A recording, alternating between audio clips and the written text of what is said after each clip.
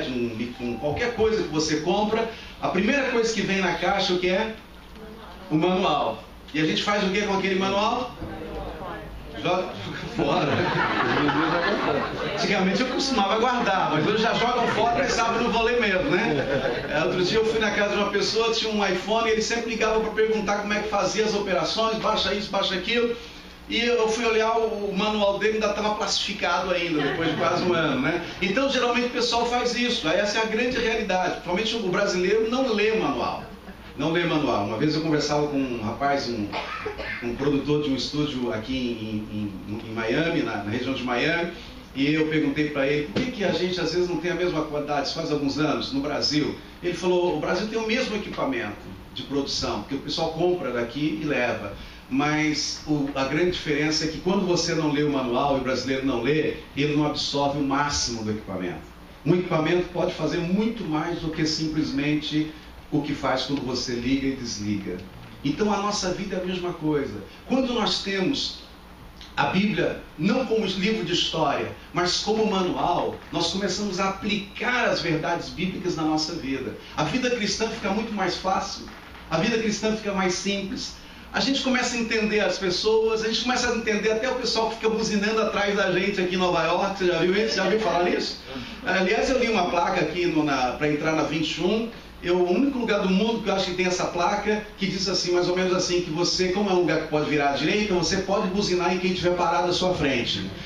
Olha só. Então, nós aprendemos a entender as pessoas de uma forma diferente. Você, quando lê a Bíblia com olhos de quem está aprendendo, quem está mergulhando, para você aprender de você mesmo, aprender de Deus, aprender das pessoas, olha, muita coisa vai mudar na sua vida e vai mudar ao redor de você.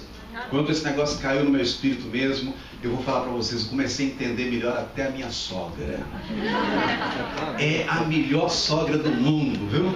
Aliás, acho que eu ouvi uma coisa, foi aqui uma vez falando em sogra, estou só recordando um pouquinho, nós tivemos uma vigília de alguns colegas aqui numa madrugada com o pastor Francisco, há uns 4 anos atrás, e eu achei super engraçado, já contei essa história para muita gente sobre sogra, porque ele fez aqui um encontro das sogras, não foi isso? Primeiro encontro das sogras. Mas o descarado, desculpa assim a liberdade, disse que a sogra dele não estava aqui. Eu falei, como é que pode fazer o encontro da sogra e deixar a sogra de fora? Ela não estava mesmo? Não. O próximo então você tem que dar um jeito, tem que trazer, né? Então, a melhor sogra do mundo, né? Quando você tem olhos para a palavra de Deus, você vai aprender que todas as coisas. A mulher, você aprende a entender melhor a mulher. Amém, gente? Você começa a aprender que a mulher, ela tem as necessidades básicas dela diferentes do homem. É ou não é verdade? O homem, às vezes, ele não consegue entender. Tem muitos homens perdendo o casamento, tem perdendo o melhor do casamento, porque não entende a mulher. Né? Mulher tem necessidade, mulher fala mesmo. Isso é a natureza da mulher. Pesquisas dizem que a mulher tem que falar até entre 30 e 34 mil palavras por dia. Outro dia eu falava no encontro de casais e um homem gritou e falou assim: pastor, a minha é muito mais do que isso. Aí eu falei, você precisa de aprender. Porque se você deixar acumular, a mulher não escapa uma, ela vai somando, ela vai multiplicando, né? Então não deixe acumular, sempre gaste um tempinho para ouvir a sua mulher. Então a Bíblia nos ensina isso, ela ensina você a entender também o homem, que o homem foi diferente da mulher, ele é diferente, ele foi criado diferente da mulher, amém, gente? A mulher às vezes ela quer que o homem entenda e veja umas coisas. Você já viu mulher quando vai no salão para cortar o cabelo? Ela corta a pontinha, fala pro cabeleireiro assim, só um pouco. Só para dar um tapa, eu quero dar um up, né? Aí o cara não sabe o que faz, ele corta um pouquinho. E ela chega em casa, fica uma semana passando da frente do marido, querendo que ele fale alguma coisa. Aí depois de uma semana ela fala o quê? Puxa, fui no salão, cortei o cabelo, você nem viu. O cara vai ver um dedo do salão. Então, o homem não vê essas coisas, viu? Mas o homem vê outras coisas. Então, temos que aprender com a palavra de Deus o que o homem precisa. Qual que é a natureza do homem, o que é a necessidade básica dele, o que é a necessidade básica da mulher, amém? Essas questões aí são muito interessantes e a gente aprende na palavra de Deus. Então Deus, Ele traz na palavra dele a revelação para a nossa vida completa, integral, amém? Total, plena. Deus tem o melhor para nós. Hoje de manhã, por exemplo, meditando nessa palavra, eu acho Deus fantástico. Por quê? Porque nós ficamos, às vezes, botando pano quente, não tem um negócio assim, mineiro que fala isso, né? Em situações críticas, situações difíceis em família, não é verdade? Família, quando tem algum problema, algum pisou na bola, alguém fez alguma coisa que não devia, todo mundo tenta botar pano quente e tal. Mas Deus, queridos, Ele trata todos os homens que Ele usou da mesma forma. Ele não esconde, Ele não deixa a coisa ficar atrás do altar, Ele não deixa pano quente, não deixa ficar nada por debaixo do pano. Deus, Ele fala, Deus expressa. Quando você lê a Bíblia como gente, como pessoa, você vai ler a Bíblia e você vai se sentir também gente. Você vai dizer assim, poxa, Deus usou esse camarada aqui, Ele vai me usar. Deus fez isso na vida desse homem de Deus, que pisou na bola, arrependeu. Deus vai fazer na minha vida também. Amém, queridos? Passamos a vida, às vezes, sem conseguir muitas pessoas se perdoarem a si mesmas. Quando Deus perdoa, quando você se arrepende. Sabe uma coisa que Deus ama? É um coração quebrantado, um coração arrependido, um coração sincero, um coração transparente. Se tem uma pessoa que a gente não consegue enganar com 7-1, é Deus. Amém? A gente às vezes faz aquelas orações bonitas porque está querendo alguma coisa. Já viu o filho quando começa a elogiar demais o pai? É porque ele está querendo trocar de iPhone. Ele vai elogiando. Primeiro ele começa pela mãe, né? E vai a mãe e vai amaciando. Então tem gente que quer fazer a mesma coisa com Deus. Deus, Ele fala para você assim na oração: ei, ó, estou de olho em você, esse aqui é irmão desse, o que você quer? Não é melhor você falar o que você quer? Então a transparência vai fazer com que a sua conexão, o seu relacionamento com Deus seja muito bacana, porque você não vai ter pressão para se relacionar com Deus, amém? E Deus, ele trata com humanos. Eu acho isso fantástico. Deus não está atrás de super-homens, Mulher Maravilha, Superman. Deus não está atrás de super-pastor. Amém, gente? Super crente, super líder, super músico. Deus está atrás, sabe de quê? De homens e mulheres com coração quebrantado. Em Crônicas tem um texto muito interessante que diz que os olhos de Deus, a câmera, né? Sorri, já viu? Sorri que você está sendo filmado, já leram essa plaquinha aí? Em Crônicas diz que os olhos de Deus estão sobre toda a terra. Aí você fala, opa, eu não posso agora errar. Não, Deus não está preocupado com o seu ato falho. Ele não está buscando isso. O texto diz que Ele está buscando todo aquele cujo coração é dedicado a Ele.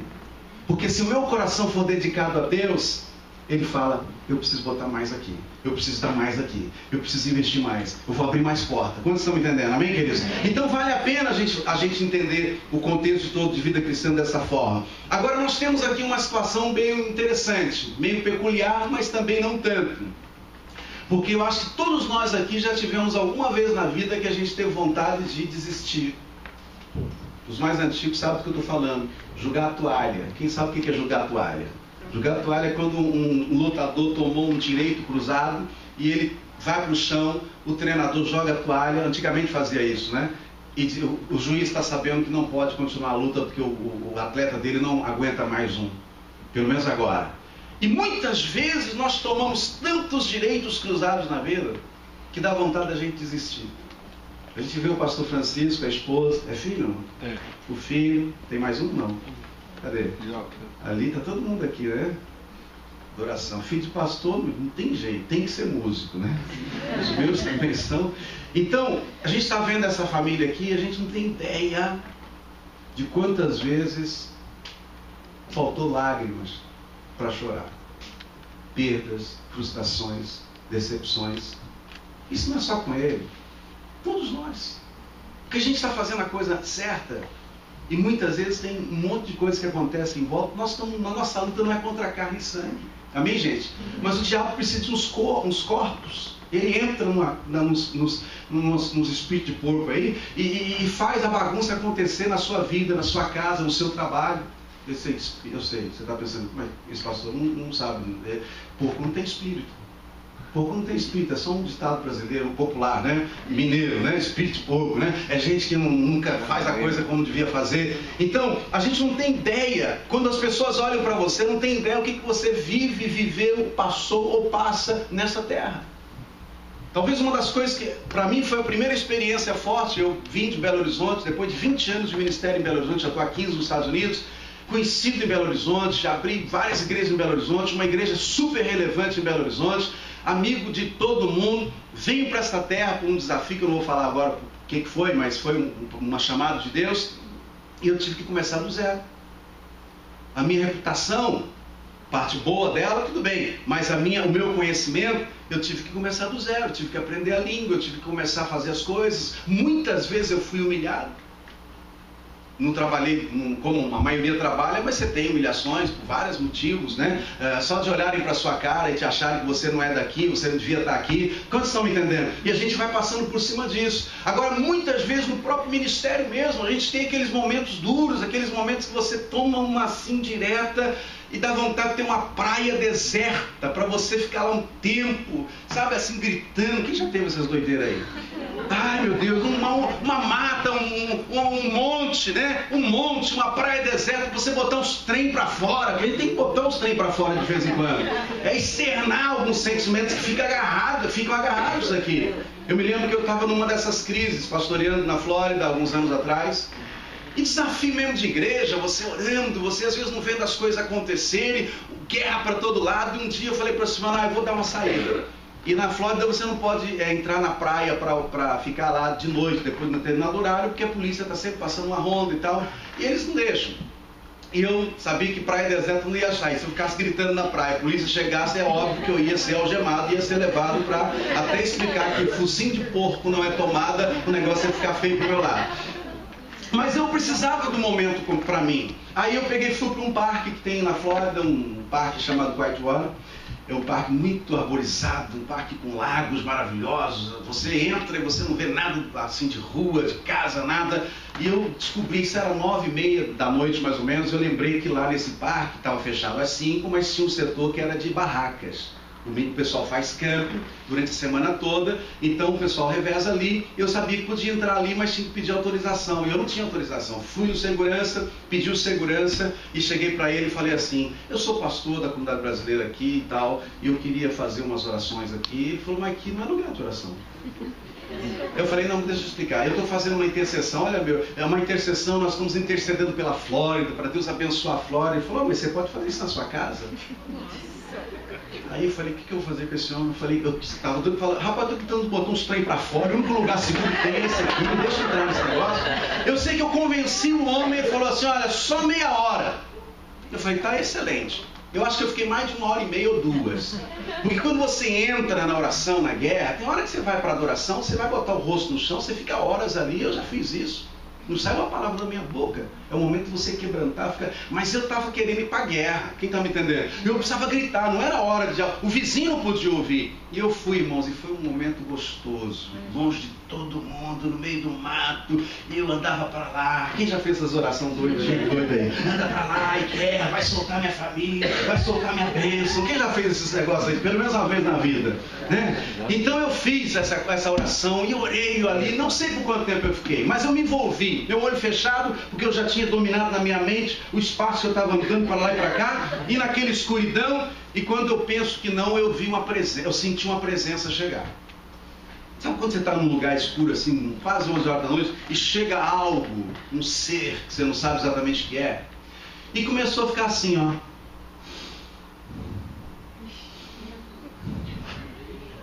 Aí eu tô para lá e tô para cá, mas quando eu vi uma fungada dessa, eu falei: acho que é isso, que é na hora de eu parar com esse negócio, já saiu tudo para fora. E já posso ir embora. Já estava, na verdade, era arrepiando, né? Mas eu continuei. E quando eu resolvi, falei: não, preciso abrir o olho e ver o que está à minha volta. Quando eu parei assim, olhei e bateu de frente. Não sei se vocês já viram. Na Flórida tem um bicho desse tamanho assim, chamado raccoon. Um focinho branco. Eu estou lá, quando eu estou vindo para fazer o outro passo de oração, o raccoon está bem assim para mim. Olha, ele estava ali parado. Mas eu, quando eu abri o olho e vi um raccoon, 11 horas da noite, eu já estava lá para lá do segundo, né? Irmãos, aí foi a minha cura total para aquela noite. Porque eu dei um grito. Mas eu gritei para verdade. Do jeito que eu gritei, eu pulei para trás. E quando eu gritei, eu pulei para trás, claro, porque o raccoon estava ali, eu nem sabia identificar naquela escuridão o que era. E ele Eu nunca vi racun pular. Ele deu um pulo assim e correu pro mato também. Aí eu falei, meu Deus do céu, eu vou embora, que eu acho que eu já estou todo pronto. Esse foi o último grito, né? Agora eu, quando entrei no carro, fiquei numa tristeza tremenda.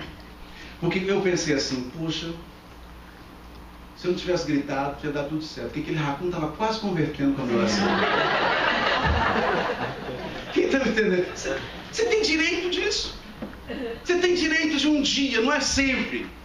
Não pode ser sua vida. Entrar num quarto e falar, Deus, eu quero ter um tempo aqui com Deus, eu quero ter meu tempo. Ou ir para um lugar assim, que você não tem muito movimento, e ficar ali, meditar um pouco, botar essas coisas para fora. Você tem. Josué estava nesse momento agora. Josué está em crise, gente. Sabe o que nós lemos aqui agora? Um homem guerreiro, conquistador, visto pela maioria como um super-homem em crise. Ele tem uma crise de identidade. Eu estou falando agora porque, se você observar bem o contexto dessa palavra aqui, Josué está agora numa situação que ele perdeu tudo. Ele perdeu família, perdeu amigos, perdeu... Ele não estava olhando muito para isso, mas ele perdeu uma certa segurança do Egito, porque tinha comida, tinha tudo no tempo certinho. Ele acreditou numa promessa e ele foi perdendo ao longo dos 40 anos porque ele creu. Josué e Caleb foram os únicos dois que acreditaram que tem gigante nesta terra, tem muralhas nessa terra, mas tem um Deus nos céus que vai fazer com que nós entremos e tomemos posse da Canaã. Vocês estão com um desafio de gigantes, numa terra de gigantes. Você olha para Nova York e fala, como é que eu vou fazer um negócio desse no final do ano? Porque aqui tudo é monstro, não é verdade? Você vai aqui para esses teatros, são tudo monstro, teatros que eles não fazem força nenhuma mais para encher um teatro daquele. É desafio. Nós não podemos nunca olhar um desafio de baixo para cima, porque vai ser muito alto. Mas quando você olha de cima para baixo, tudo parece menor, porque a sua visão mudou. Quantos podem dizer amém por isso? Então, no momento de luta, de crise, você tem direito a isso. Chore. Uma coisa que eu aprendi na vida, sabe o que foi? Chorar minhas perdas. Quem não chora uma perda, seja ela qual for, não consegue se livrar para ir para um próximo nível. Josué está fazendo o que aqui? Está chorando suas perdas. Ele está mal, gente. Esse cara aqui está mal. Porque ele acabou de perder, além de tudo que ele perdeu durante os 40 anos, toda a geração que saiu do Egito morreu no deserto, por causa da incredulidade. Ele perdeu agora o pastor dele, o amigo dele, o líder dele, o mentor dele, o discipulador dele, o cara que tinha visão, que era Moisés. O que ele faz? Moisés sobe para morrer no finalzinho de Deuteronômio e Josué entra em crise. E agora, meu Deus, temos uma muralha, temos um desafio, e o mentor do projeto, o mentor intelectual do projeto de conquista, subiu para morrer. Eu acho que ele até deve ter pensado assim, eu acho que eu vou ser a próxima vítima desse povo, porque quando Moisés morreu, e a gente, quando chegarmos diante das muralhas, eles vão querer me apedrejar, vão querer fazer qualquer coisa. E ele foi chorar. Agora é engraçado e interessante, porque quando a gente está mal, a gente quer ombro para a gente botar a cabeça para chorar, não é verdade? A gente quer gente que entende a gente. Gente que fala com você assim, puxa, eu sei o que você está passando, ou eu posso imaginar o que você está passando, você não merecia isso, foi uma injustiça, ou isso não era para você. A gente quer um ombro, a gente é assim. Agora eu fico observando Deus, e quando isso caiu no meu espírito, eu falei, mas Deus, como é que o Senhor faz isso com um homem que foi tão fiel, e o Senhor chegou com um direito cruzado no rim de Josué? Porque Deus chega para Josué na crise dele, porque quando você entra em crise, mas está com Deus, Deus vai tirar você dessa crise. Quantos podem dizer amém por isso? Quando você entra em algum momento que você está passando dificuldade, está luta por todo lado, quem sabe você está até num ciclo assim, parece que o inverno não vai acabar para você. Parece que a primavera não vem nunca, mas você está ali na guerra, mas está com Deus. Deus vai abrir uma porta onde não tem para te dar uma saída, porque Ele é Deus e Ele é fiel. Ele vai estar com você. E aqui na crise de Josué, o que acontece? Deus vai encontrar com Josué, o próprio Deus. O texto diz aqui que Deus chega para Josué, e eu gosto disso. Deus não falou bom dia, Josué. Deus não falou paz do Senhor, Josué. Ou paz seja com você, ou paz de Deus, paz de Cristo, graça e paz. Ele não falou nada disso. Observa no seu texto. Deus chegou e viu Josué chorando. É mais ou menos assim, você já chorou tudo? Já. Agora eu preciso saber, depois de chorar, o que eu vou fazer com a minha vida. Amém, queridos? E Deus chega na lata, irmãos. Deus bate assim o olho em Josué e fala assim: meu servo Moisés está morto. Tem bom dia, não tem boa tarde. Esse negócio, quando caiu no meu espírito, eu falei: meu Deus. Deus está falando para Josué o seguinte: se você não enterrar os defuntos da sua história, você não vai estar pronto para Canaã, para o novo de Deus. Enquanto eu não enterro o meu passado, a voz dele vai ser mais forte do que o meu futuro. Tem gente que muda de país, traz o problema para cá, 20 anos depois tem o mesmo problema, a mesma crise, a mesma ofensa, a mesma amargura, o mesmo ressentimento. Elas vão colocando uma sacolinha que fica aqui invisível, porque tem gente que é muito pesada, porque está carregando tanto defunto nos ombros, que não resolvido, que a vida fica pesada, não tem saúde. Sabia que os especialistas dizem que por volta de 75%, 76% das doenças que as pessoas desenvolvem são psicossomáticas? Elas estão ligadas ao que está aqui na sua mente. É o que você pensa, é o que você traz, é a ofensa recebida que não foi resolvida, é a amargura que virou ódio, que virou revolta, que não consegue liberar perdão. Sabe uma coisa que eu fiz na minha vida alguns anos atrás? Irmãos, para mim foi muito difícil perdoar. Acho que para todo mundo. Porque perdoar quem ama você e faz uma bobaginha, legal, isso aí é fácil.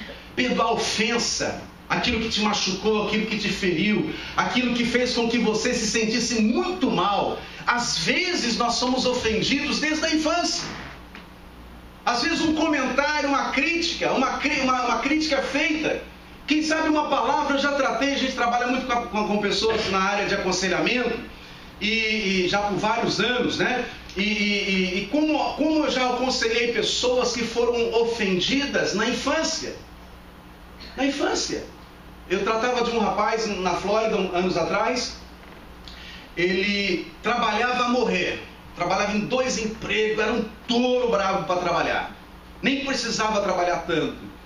E ele agora botou o filho para fazer a mesma coisa. Trabalhar, botou o filho. Você vai trabalhar, você vai para a universidade e você vai ser jogador de futebol profissional. E o filho não aguentava mais, estava querendo sair de casa. E num momento da nossa conversa eu perguntei para ele: por que você faz tudo isso? Por que você está forçando seu filho a fazer uma coisa que é pesado para ele? Por que você está levando a vida tão pesado desse jeito? Aí ele começou a chorar e falou assim: por causa do meu pai. Eu falei: mas o que aconteceu com o seu pai? Não, ele falou que eu nunca ia dar certo na vida. E eu vou provar para ele que eu vou dar certo na vida e minha família vai também dar certo. Quem está me entendendo? Amém. Aí eu fiz uma outra pergunta para ele. Eu perguntei: onde o seu pai está? Aí ele chorou de novo e falou: meu pai já morreu há 10 anos. Seu pai morreu. E você continua querendo provar para ele? É, pastor, eu vou provar para ele. Como você vai provar para ele? Não morreu. Quem está me entendendo? Você sabe o que acontece, queridos? Uma ofensa pode cegar você e tira você do melhor de Deus. Tem pessoas que não conseguem ser abençoadas no casamento, ter um casamento feliz, porque elas têm história lá atrás. Alguma que falou alguma coisa, ou você traz consigo uma carga que alguma hora não vai dar certo, sua vida vai acabar, o casamento vai acabar, ou seus filhos, você morre de medo de tudo. Irmãos, nós temos que... Sabe aquela música Solta o Cabo da Nau? Como é que é? Toma o remo nas mãos e navega com fé em Jesus. Amém? Nós temos que cantar esse negócio o dia inteiro, em nome de Jesus. Você tem que falar para você mesmo. Uma das coisas que eu tenho aprendido para eu trabalhar com essa questão da minha alma, do meu espírito, eu tenho aprendido a conversar comigo. Eu falo comigo, eu dou uma ordem para eu mesmo. Vai lá e resolve o problema. No meu casamento eu tive que engolir muito sapo da minha esposa. Eu estou falando assim porque ela está aqui, ela sabe do que eu estou falando. Porque quando uma mulher fala uma verdade para um homem, o trem garra aqui, ó. Quem sabe do que eu estou falando? Só os homens, levanta a mão. Quem sabe os homens?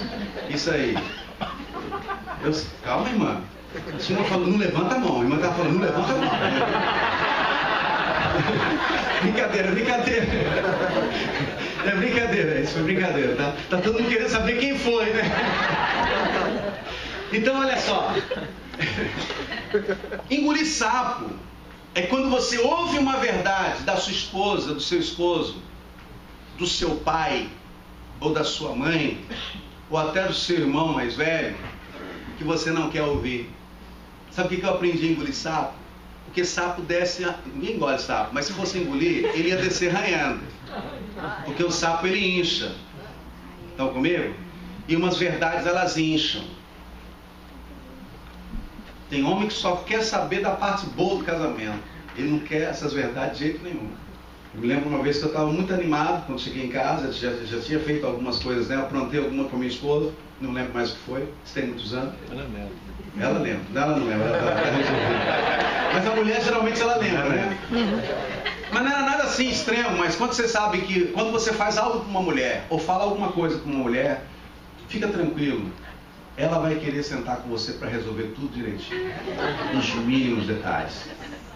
E eu esqueci que eu tinha falado alguma coisa, talvez foi um comentário que eu fiz, né, deselegante, coisa assim, né? E quando eu fui dormir, obviamente tomei meu banho e tal, fui pra cama como todo casal. E a minha esperança qual era?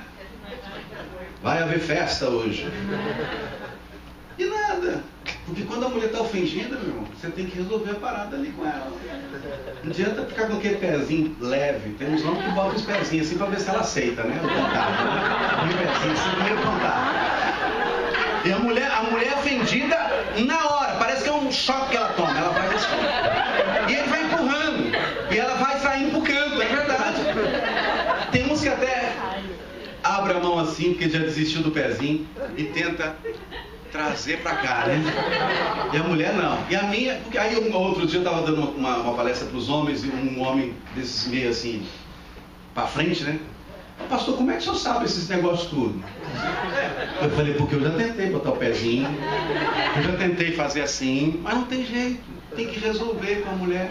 Ela senta na cama e fala assim, olha, vamos conversar sério aqui. Aquilo eu não gostei, disso. Deixa eu dizer uma coisa para você, querido. As pessoas que conseguem falar uma verdade para você é porque elas querem o seu crescimento.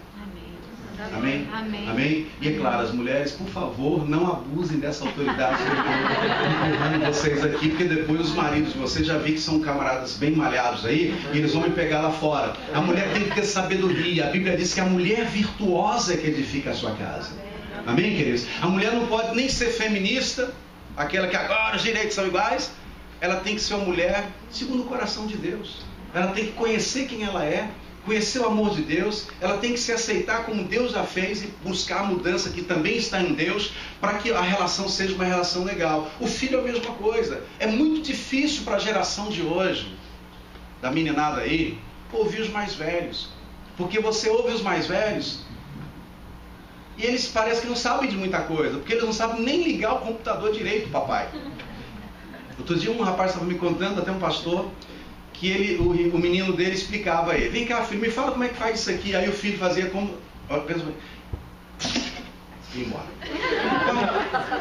Diogo. Mas como é que faz? Não, pai. Aqui, ó. Não, pai, você já não queria, não era isso? Então tá bom. Aí ele subia a escada, o menino. Aí o pai conseguia. Ok, abriu. Aí de novo o negócio agarrava. Ô João, vem cá. Pai, de novo, o que é agora? Não, aquele negócio você fez, mas eu nem vi como é que você fez, e agora deu de novo. Aí o menino vinha e, pai, eu já falei, é só fazer isso aqui. Aí o camarada, ele disse que já estava inconformado, queria até desligar o computador. E o menino subiu. Olha só. Aí disse que o garoto desceu a escada na terceira vez, assim. Tipo assim, seu orelhudo, você não consegue entender nem isso, né? Na verdade, nós não somos especialistas em computador, mas de vida o seu papai sabe muita coisa. Seu papai não nasceu com iPhone, nem com iPad, nem com MSN, nem com Facebook. Ele nem é da geração do falecido Orkut. Verdade. Você não pode exigir isso dele. Mas seu papai trouxe você para cá. Sua mamãe trouxe você para cá. Essas pessoas já viveram muito, já sofreram, já tomaram muita paulada, sustentam você. Isso é para os meninos agora. Você tem que dar ouvido para eles. Você sabe por quê? Você não vai ser uma ilha. Deus não fez nenhum ser humano para ser uma ilha, para viver sozinho. Ah, não, mas na ilha, se tiver internet, tá bom que a gente fica conectado. Não, o ser humano precisa de contato. Amém, gente? Precisa de conversar, precisa de olho no olho, precisa de toque. Amém, queridos? Amém. Toque, com calma, né? Toque, só aquela coisa de relacionamento. Amém? Então, o que Deus está fazendo aqui na vida de Josué, Deus está trabalhando com Josué. Deus está dizendo para Josué assim: tudo que você creu, tudo que você viu, tudo que você acreditou, é promessa, eu não abro mão. Mas você tem que enterrar o seu passado. Você vai ter que perdoar quem te ofendeu. Você vai ter que liberar as perdas que você teve no seu passado. Deus não está falando de perdão especificamente, diretamente para Josué, mas Ele está falando de passado.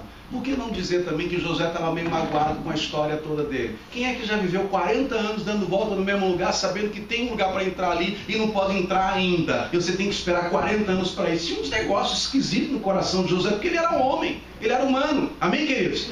Ele talvez tinha alguns questionamentos. E Deus agora está resolvendo com ele uma parada. Por quê? Porque Deus tem um próximo level. Deus tem um próximo nível para a minha vida e para a sua vida. Hoje de manhã, Deus te trouxe aqui, não foi pensando em ontem, foi pensando no próximo nível que Ele quer te levar em todas as áreas. Como marido, como esposa, como filho. Amém, queridos? Como pai, como mãe, como amigo, como ministério, como pessoa, como profissional, como empregador, como empregado, como patrão, não importa. Deus está interessado no seu crescimento. Deus está interessado que quando os anos passarem, você vai passar os anos, vão passar os anos e você vai melhorar cada dia mais. Quantos podem dizer amém por isso?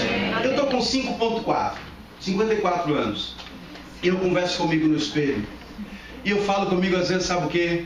Entre outras coisas, faz um favor para mim, Edson. Você vai ser no futuro, olha para mim, um velhinho legal.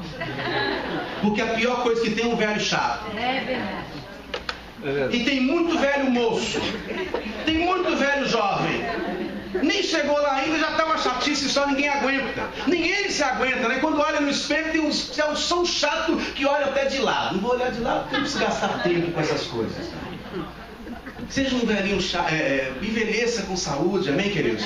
Eu estou investindo no meu corpo. Claro, não tenho tempo para malhação nem nada, mas eu tenho uma alimentação saudável, mais de 20 anos. Eu saio sempre da mesa com vontade de comer mais. Pastor, que crueldade com o senhor. Não, eu gosto de mim. Eu não vivo para comer, eu como para viver.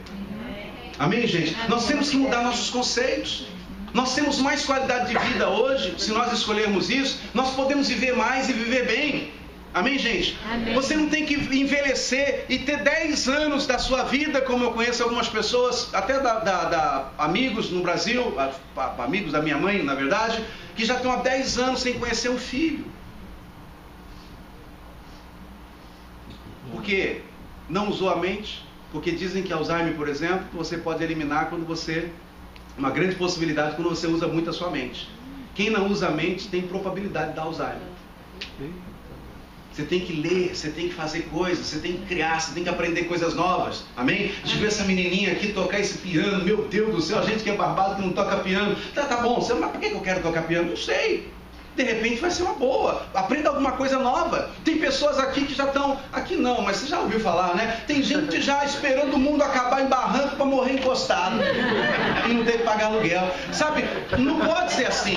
Deus, querido, na verdade, Deus, Ele quando olha para você, Deus olha com expectativa. Não tem esse negócio de tempo, de idade. Você olha para mim e fala assim, poxa, pastor, o senhor 50 e tal, o senhor deve estar... Outro dia, quando eu fiz 50 anos, pastor Francisco, uma pessoa que eu gosto muito, mas uma pessoa muito negativa. Claro, eu gosto porque é da família, mas ele é negativo. Eu tenho que estar julgando. Com uma pessoa negativa, você tem que julgar coisa positiva o tempo todo com ela, senão ela te joga para baixo. Agora imagina, eu faço 50 anos e dizem que todo mundo tem uma crise dos 50. Você começa a entrar em depressão, um monte de coisa, porque você já está começando a descer a serra. O cara me dá parabéns e fala assim, você faz parte dos que estão descendo a serra agora. Eu falei o quê? Eu falei, me desculpe, meu amigo, Mas você está enganado comigo. Como estou enganado? Você fez 50, cara, você está descendo a serra. Não, no seu tempo a serra era muito menor. A minha serra agora é mais alta. Ainda falta muitos anos para eu começar a descer a serra. Eu ainda estou subindo essa serra. A sua pode ser baixa.